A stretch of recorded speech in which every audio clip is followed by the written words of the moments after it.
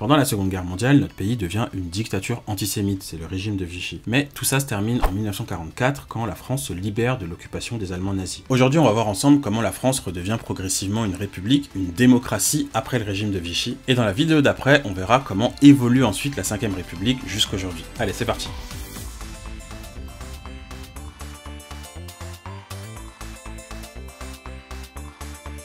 Bon, en 1944, notre pays se libère de l'occupation des Allemands nazis. Et le 26 août 1944, le général Charles de Gaulle défile tout fier sur les Champs-Élysées. Parce qu'effectivement, c'est en grande partie grâce à Charles de Gaulle et à sa résistance que la France réussit à se libérer de l'occupation des nazis. D'ailleurs, du fait de sa légitimité et de sa popularité, Charles de Gaulle prend la tête d'un gouvernement provisoire temporaire dont l'objectif est de rétablir de nouveau une république en France après la dictature de Philippe Pétain. C'est le gouvernement provisoire de la République française, ou GPRF.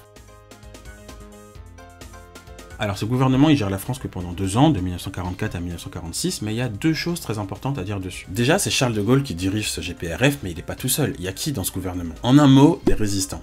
Non, ça fait 2 mots. Bon, les résistants c'est simplement les gens qui aident de Gaulle à repousser les nazis hors de France lors de la Seconde Guerre mondiale. Mais il y a un point à prendre en compte, c'est que parmi ces résistants, il y a beaucoup de communistes. En gros, les communistes, ce sont des gens qui n'aiment pas trop les inégalités de richesse et qui aimeraient bien plutôt une France sans classe sociale, c'est-à-dire, pour faire simple, sans pauvres ni riches.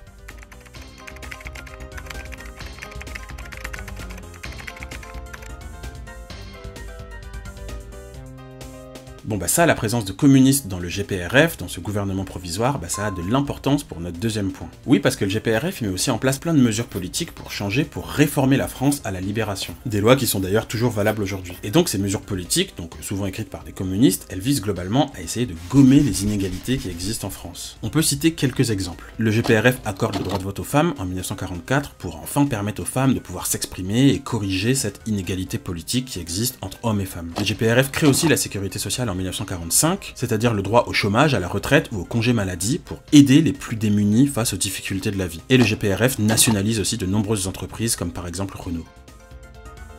D'ailleurs, petite précision, en fait, pendant la Seconde Guerre mondiale, les résistants avaient déjà prévu cet ensemble de mesures très égalitaires à appliquer en France dès la libération du pays. Ils les avaient regroupées dans un texte appelé le programme du CNR en 1944. En bref, à la libération, le GPRF applique simplement le programme politique du CNR. Et donc le GPRF recrée une république, mais très égalitaire, on parle de république sociale. Et donc aujourd'hui, comme je disais tout à l'heure, on vit toujours plus ou moins dans cette vision de la république véhiculée par le GPRF et les résistants. Mais bon, le GPRF c'est seulement temporaire, et en 1946, le GPRF se dissout pour laisser place à la 4ème République. De Gaulle, lui, ce qu'il veut, c'est une 4ème République dans laquelle le président a beaucoup de pouvoir pour pouvoir guider le pays. En 1946, Charles de Gaulle fait même un discours dans lequel il présente sa vision politique, on appelle le discours de Bayeux, mais l'Assemblée qui doit organiser la 4ème République, l'Assemblée constituante, elle refuse la proposition de Charles de Gaulle, d'un président qui a beaucoup de pouvoir, parce qu'après la dictature de Philippe Pétain, pendant le régime de Vichy, l'Assemblée constituante veut absolument éviter de redonner trop de pouvoir à une seule personne. Du coup, Charles de Gaulle se retire de la vie politique, il veut pas participer à cette 4ème République qu'il n'aime pas. La 4ème République naît en 1946 et du coup,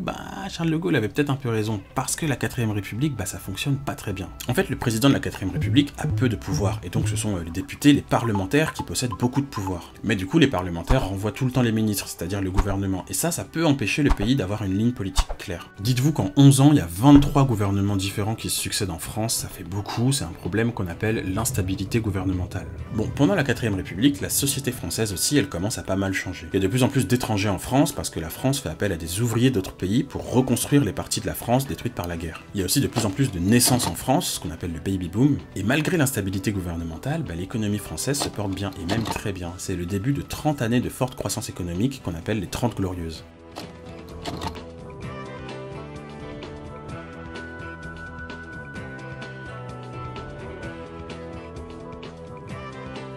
Mais à cette époque, plus précisément en 1954, l'Algérie, une colonie française, elle commence à demander à la France son indépendance, c'est-à-dire se libérer de la domination de la France. Mais la France, elle n'accepte pas cette demande d'indépendance de l'Algérie, parce qu'à l'époque, l'Algérie, c'est pas juste une colonie, c'est vraiment une partie du territoire français. En fait, il y a plein de Français et de Françaises qui vivent dans ce qu'on appelle les départements français d'Algérie. Et le gouvernement français dit qu'il ne veut pas abandonner une partie du territoire français, ni les Français et Françaises qui vivent dans ce territoire. Bref, il y a une guerre entre la France et l'Algérie, c'est la guerre d'Algérie. Et en 1958, il y a des militaires français français, le groupe des 7, qui prennent le pouvoir par la force en Algérie, ce qu'on appelle un coup d'état. Ces soldats, ce qu'ils veulent, c'est que l'Algérie reste absolument française. Et pour ça, ils demandent le retour de Charles de Gaulle au pouvoir. En fait, le groupe des 7 se dit que Charles de Gaulle fera tout pour que l'Algérie reste française. Dites-vous que ces militaires, ils plaisantent pas, hein. Ils menacent même de débarquer en France, genre en parachute au-dessus de Paris, si la 4ème République n'écoute pas leurs revendications. En fait, là, en 1958, on est au bord de la guerre civile en France. Pour régler le problème, le président de la République de l'époque, un homme qui s'appelle René Coty, décide d'écouter ce que demandent les militaires, le groupe des 7, et René Coty rappelle de Gaulle pour gouverner la France.